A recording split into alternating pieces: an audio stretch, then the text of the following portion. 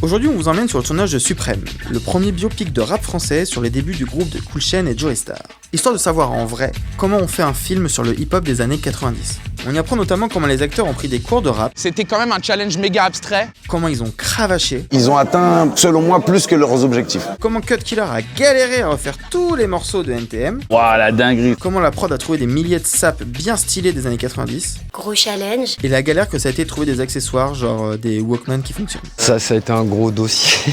Allez, du coup, on vous emmène sur le tournage de Suprême, le premier biopic de rap français. Est-ce que Saint-Denis, on est là ce soir?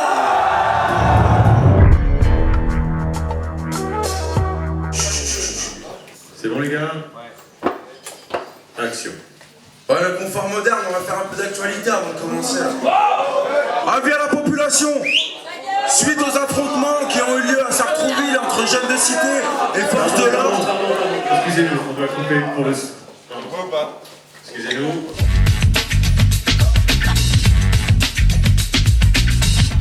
Moi c'est Chandor Funtek, nous sommes sur le plateau de Suprême où j'interprète Cool Chain et moi Théo Christine j'interprète Joey Starr.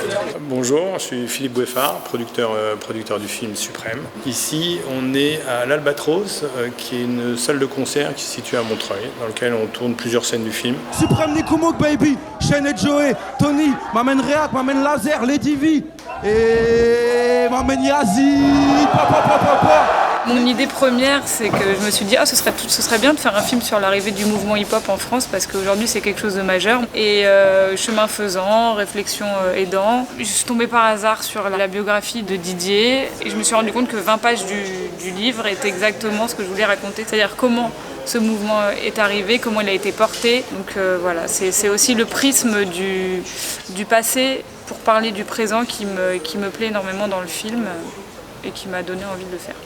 Ce sujet était intéressant à plusieurs endroits parce qu'effectivement c'est un film musical, on fait très peu de films musicaux en France. Alors, en France, le rap est arrivé avec quelques années de retard, donc voilà, je pense qu'effectivement le bon moment pour ouvrir un cycle là-dessus. Que peut espérer un être jeune qui vit dans un immeuble laid avec une société qui détourne le regard?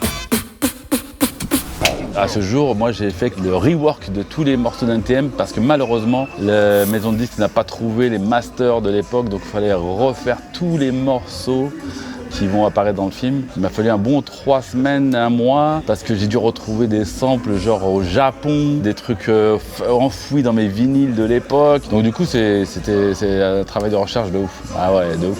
Action!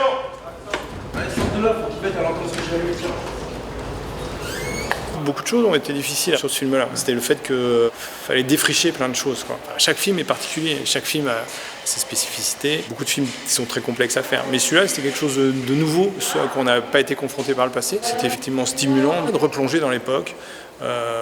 En quoi effectivement cette époque peut avoir du sens par rapport à celle que l'on vit à l'heure actuelle. La prochaine fois, je me ferai tatouer un drapeau bleu, blanc, rouge sur le cul, histoire de faire gagner du temps à tout le monde. Bonjour, Ayat Luspinski, chef costumière sur le film Suprême. Je m'appelle Emmanuel Galtier, dit Manu, je suis l'accessoiriste de plateau.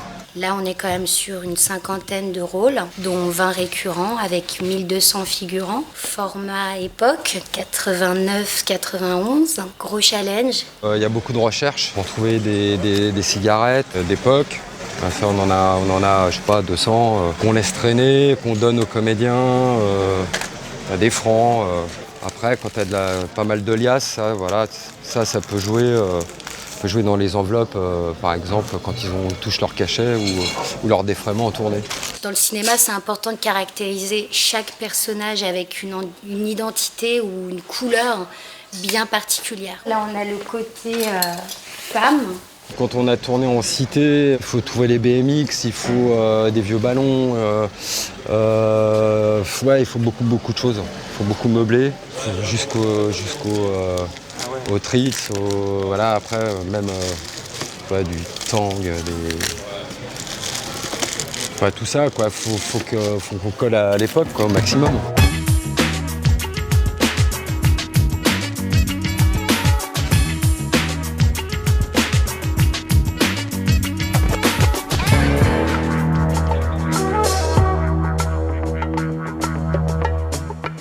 Le casting des deux a duré 6 mois. Ce que j'aime avec Théo et Chandor, c'est que Ils ne leur ressemblent pas pile comme il faut. C'est eux, mais ça pourrait aussi ne pas être eux et ça marche aussi. C'est ça qui est bien, c'est un film, c'est une fiction, il faut que les gens puissent se projeter. De toute façon, on ne trouvera jamais les sosies des gars. Et puis c'est pas un documentaire. Certains se sentent seulement concernés lorsque leurs proches se font assassiner. Moi, j'écoutais pas beaucoup de rap, tout le hip-hop et tout avant, donc je connaissais juste les derniers morceaux les plus récents, Sensei Style, Laisse pas traîner ton fils, tout ça. Moi, j'ai grandi avec le hip-hop en général, donc je connaissais NTM. Quand tu me demandais ce que j'avais envie de faire petit, je disais Joey Star, donc si tu veux, voilà, c'était pas loin de moi, quoi. Apparemment, l'armement passe largement avant la condition de vie de chacun. Le monde est plein de bombes qui creuseront nos tombes. Alors en fait, moi, à la base, le directeur de casting m'a vu sur scène, il m'a fait passer le casting. Et ensuite, après avoir décroché un rôle, on m'a proposé de m'impliquer dans le coaching des deux acteurs principaux qui jouent le rôle de Joey et Cool Chain, pour les coacher, les accompagner dans leur gestuelle de scène, dans leur rap, dans leur interprétation des personnages principaux. Étant donné que moi, j'ai beaucoup bossé avec Joey et NTM pendant très longtemps maintenant. Donc j'ai pu apporter un peu cette expertise et on a travaillé pendant des mois et des mois avec les deux osios pour qu'ils deviennent les nouveaux NTM, quoi. Les deux acteurs sont en adéquation totale avec Cool Chain et Bruno. C'est-à-dire que quand tu vois le principe de ces deux-là, en gros, c'est Cool Chain et Joey quand ils sont jeunes. C'est énervé. C'était quand même un challenge méga abstrait. Ça veut dire quoi, cours de rap? Bon, cours de danse, qui est quand même déjà un truc plus concret. Tu vois, on te montre un mouvement, il suffit de le refaire. Comment tu deviens une personne? Comment tu deviens ce gars-là? Il n'y a rien, il n'y a aucune méthode, il n'y a aucun manuel qui t'explique de comment tu vas te démerder pour ressembler à ce mec-là, sans l'imiter, sans le trahir. Et donc ça a été beaucoup bouffer des archives, les rencontrer. N'oubliez pas un truc, quand vous êtes en pied, le gestuel. Ouais. Parce que vous faites beaucoup ça, vous moulinez beaucoup. Mais en vrai, il y a beaucoup de ça. Joey Star est venu plusieurs fois sur le tournage. Cool Chain a partagé beaucoup avec Chandor Funtek, le jeune comédien qui joue son rôle. Ouais, ils ont joué le jeu direct. Genre moi, 2-3 mois après la réponse du casting, j'ai vu Didier une première fois. Après, ils sont venus nous voir en répète tous les deux. Après, on les a accompagnés à Bruxelles. On a assisté à un de leurs concerts. Ils nous ont fait revenir à Bercy. Et si t'es down avec sur la droite, devant, tout le monde dans la place au feu. Et en plus de ça, Didier il a écrit pas mal de livres et tout, des biographies. C'était du pain pour moi à manger, tu vois. Avant de les croiser et avant qu'ils rentrent dans le process de taf, il fallait déjà qu'on ait quelque chose de concret à leur montrer. On n'arrive pas juste comme ça avec notre naïveté et notre truc. Et donc on leur a montré déjà, ils sont arrivés au milieu du process de taf et ils ont rajouté les choses, le gras qu'il y avait à rajouter derrière, si tu veux. Parce qu'il faut savoir que c'est nous qui chantons, il faut savoir que c'est nous qui dansons, il faut savoir qu'il n'y a pas de doublure. Donc voilà, c'est sans filet. Pur produit de cette infamie, appelez la banlieue de Paris. Pur produit de cette infamie, appelez la banlieue de Paris. Depuis tout jeune, je gravite avec le but unique d'imposer ma présence. On a été en répétition 3 à 5 fois par semaine pendant 6 mois. Au début, on faisait que du rap, donc moi je les coachais et tout. Et ensuite, on a taffé tout notre jeu de scène. Et c'est vraiment beaucoup de répétitions. On a travaillé toute la carrière d'NTM. On est parti du plus récent, on est revenu au plus vieux. Et on a tout travaillé, que ce soit les voix, la gestuelle, l'interprétation, l'intention, le moment de la vie auquel ils étaient quand ils ont écrit tel texte, le contexte, qu'est-ce que ça pouvait dire pour eux, ce que ça représentait pour eux déjà à la base, etc., etc. Pour que les mecs ne soient pas dans une recréation d'NTM, mais plutôt dans une interprétation pure d'NTM, comme si c'était eux véridiquement, quoi, tu vois. Réfléchissez bien avant de claquer la porte. Bah, écoute bien. Ni que ta mère. T'as compris ça? Bah moi quand j'ai commencé à m'intéresser au sujet, du coup je me suis rendu compte au fur et à mesure de l'ampleur du truc. Tu vois, moi je savais pas que c'était le premier groupe de rap en France qui avait fait quelque chose, qui avait amené toute la culture et tout. Je savais pas. Donc au fur et à mesure du taf, je m'en suis rendu compte moi.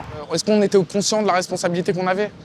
Ouais, forcément. Bah de toute façon, tu fais un biopic, tu pars du principe que tu as une responsabilité envers le public, envers les fans, parce que théoriquement tu fais un biopic sur des gens connus, des gens publics. Là en l'occurrence, c'est double peine parce que ils sont encore vivants les mecs, tu vois. Et donc si tu veux, non seulement il faut pas trahir la fanbase, mais en plus de ça, faut pas les trahir directement eux, quoi. Donc il y a un côté un peu plus, tricky, complexe.